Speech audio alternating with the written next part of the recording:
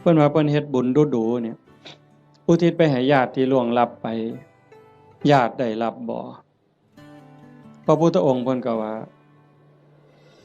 มันบ่แน่นอนดูก่อนพราหมณ์มันแล้วแต่ฐานะคำว่าแล้วแต่ฐานะคือผู้ที่จากไปนั่นเขาไปไสคันเขาไปตกนรกเขาก็บ่ได้รับผลบุญนี่ทันที